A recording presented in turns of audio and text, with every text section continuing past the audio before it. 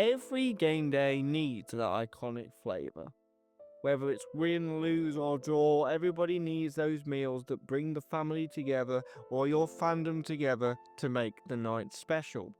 Today, I'm going to take you through the two most iconic meals to me in the history of my fandom. Because I figured a simple taste test wasn't going to suffice, because I'll be honest with you, I recorded a taste test yesterday and it felt a bit, how do you say, inauthentic and a bit forced for a bit of humor and a bit of, entertainment. Um, I figured what would be best is to really show you the connection that this team has with these meals that I've selected. So to start off, we are going to September the 13th, 2020. That was 5 years ago at the time of releasing this.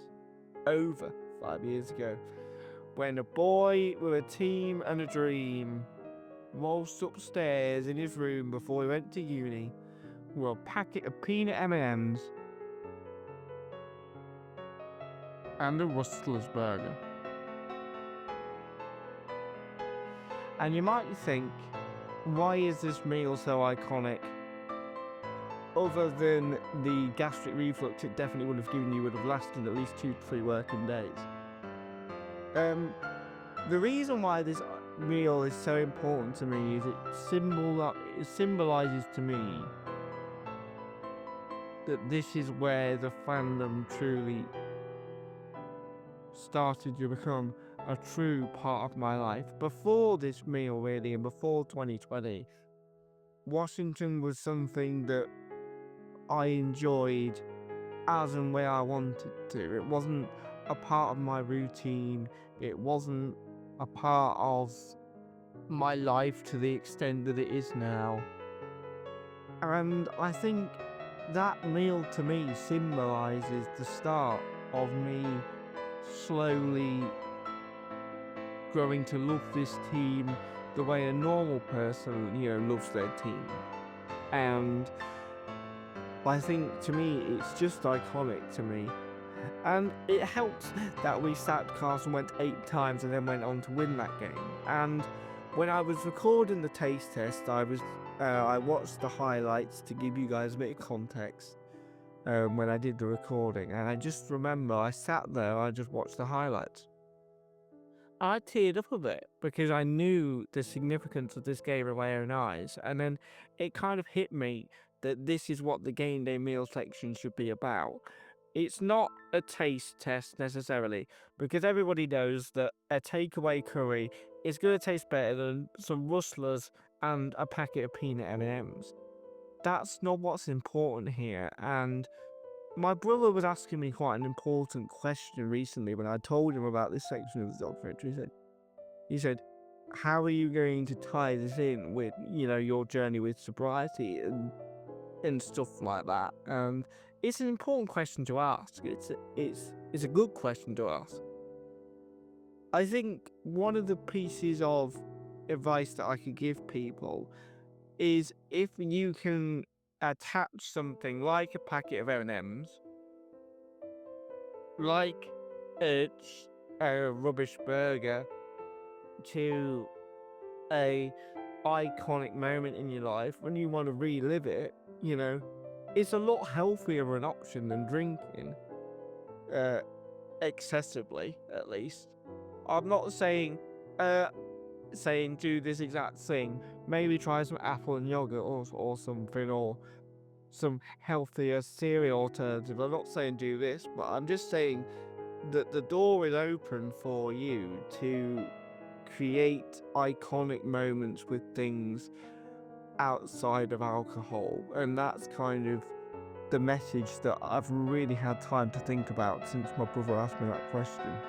Um, yeah, it made me really emotional watching those highlights back. I'm not ashamed to admit it because I love this team. I'm making a whole documentary about how I love this team and why I love this team and how it helped me make the best decision I ever made in my life. But I think it just symbolised to me that this was truly my boyhood club, and I sat there and I realised it with my own eyes, and I did start to tear up a bit. So we're fast forwarding now in time to 2024. For context, it's my birthday weekend, so I was in charge of what food I got to select, and rightly so. And here lies the meal I was eating when the greatest play I have ever witnessed with my own eyes took place. Ladies and gentlemen, the Hail Mary Mango Tikka Masala. So, for a bit of context, this used to be in my local curry place, but it was removed from the menu, so I had to basically scour the earth to find another place that made this curry. And on the 31st of October 2024, I finally managed to find where this took place. And I sat down and ate it in my room because I basically had to order foods to convince my parents to stay upstairs and watch the game. So I ordered the food and I sat down to watch the Chicago Bears take on the Washington Commanders in what was a tightly contested game when the greatest play in my lifetime took place. We were down with 10 seconds to go, needing a touchdown to win, and Jaden Daniels throws it down to Noah Brown for the score. And I will never forget that play for the rest of my life because I was screaming that loud, and I remember my parents knocking on the door going, "Did you win?" I think I said something along the lines of, was it that obvious that we won? But yeah, I think, and those are the two most iconic meals in my Gameday fandom, really. And I think that's also why this is important, because I think what being a fan of a football team allows you to do is it allows you to make things important to you that wouldn't have been regardless, and it gives you little things to look forward to, as well as the game day. And this is what this section's all about, because it's like I said, the taste of these meals doesn't really matter. The taste of these meals have never really mattered. But what matters is that these memories, they taste great. These memories taste better than anything that these meals could produce. And if I may leave you with a symbolism in this section, I think one of the most beautiful things is, for me personally, is in my final year of university, I was watching the Dallas Cowboys play us in the final game of the season, and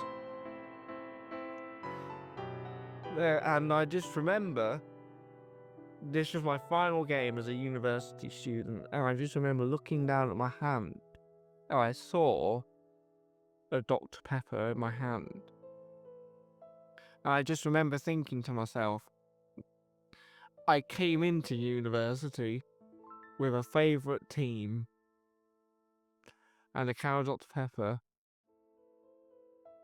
and I'm leaving with a favourite team and a can of Dr. Pepper.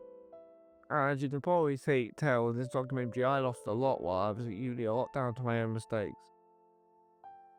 So it meant a lot to me to be leaving university sort of the same way I came out.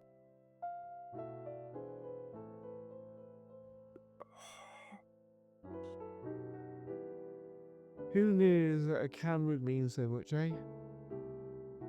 Well,